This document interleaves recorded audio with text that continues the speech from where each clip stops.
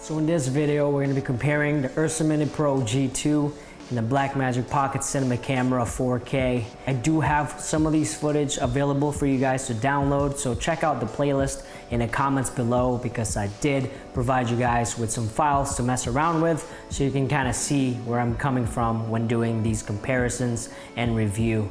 So the first topic we're going to talk about is probably one of the first things I look in a camera on paper, and it's dynamic range. The Ursa Mini Pro G2 on paper says it has about 15 stops of dynamic range, while the Pocket 4K has around 13 stops of dynamic range.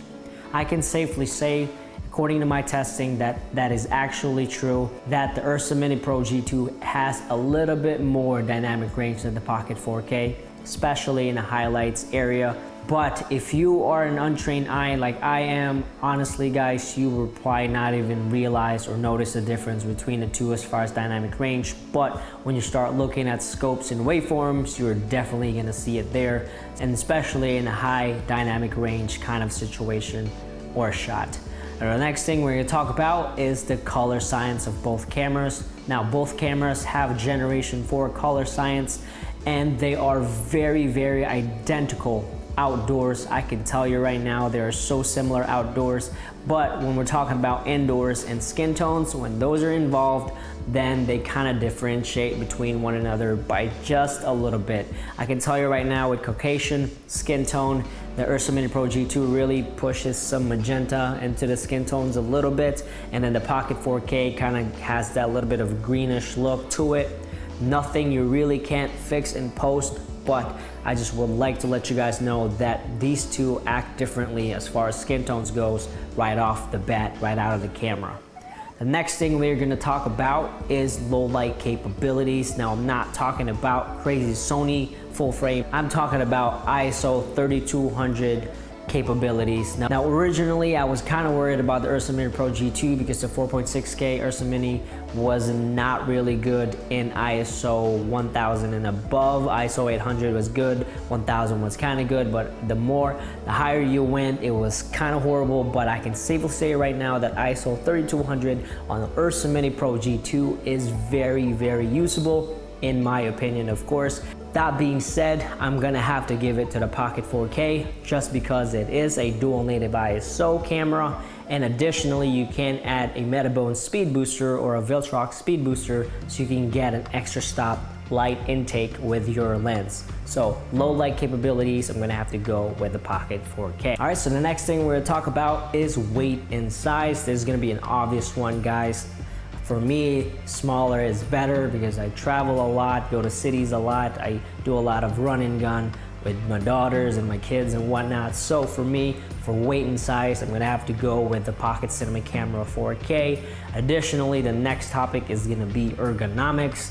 I'm also gonna give that to the Pocket 4K because at least it has a built-in handle. Now, obviously, for the Ursa Mini Pro G2, the more money you spend on it, the more ergonomic it's gonna get. Remember that the Ursa Mini Pro G2, unlike the other versions of the Ursa Mini Pros or Ursa Minis, this version does not come with the side handle. So keep that in mind when buying this camera. It is not very ergonomic friendly. So for ergonomics and pretty much usability and feel of the camera, I'm gonna have to give it to the Pocket 4K. All right, so the next thing we're gonna talk about is recording options. Now, these two cameras are very similar as far as recording options go. You can go B-RAW, you can go ProRes, all flavors of ProRes, which is so amazing and so awesome. But the only thing that is kind of making me pick the Ursa Mini Pro G2 is that it has 4.6K resolutions B-RAW, which is obviously higher than the Pocket 4K.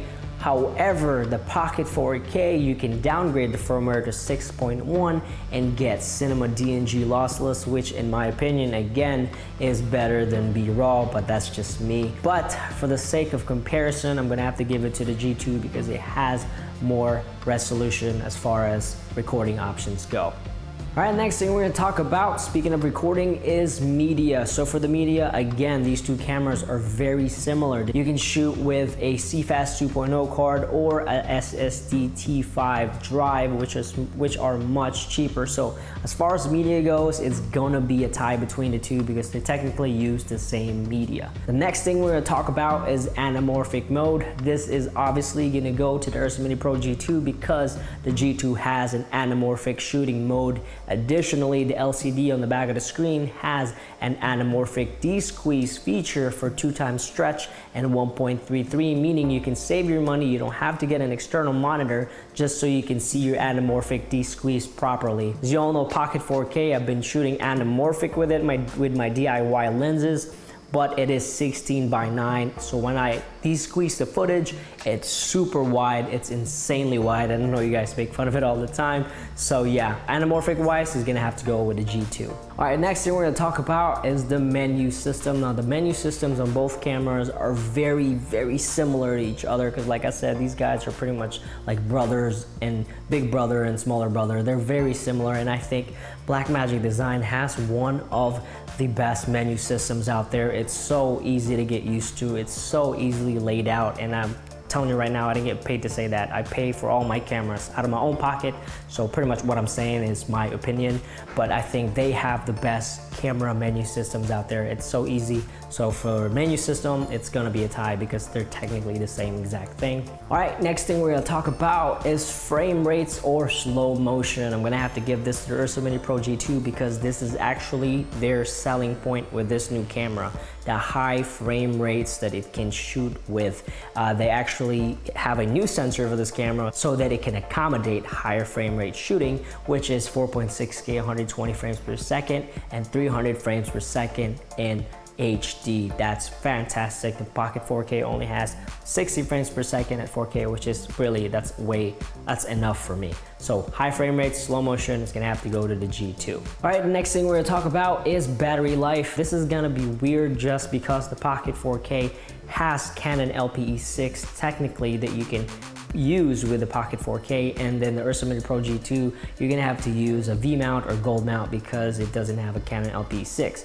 So with portability and usability, I'm gonna have to give to the Pocket 4K just because when you're traveling a lot, you're actually limited to how much V mount or gold mount batteries you can take. Canon LPE6, however, you can have, I brought 10 to one trip and they didn't have any problems whatsoever. So as far as portability goes and traveling goes, I'm gonna have to give it to the Pocket 4K.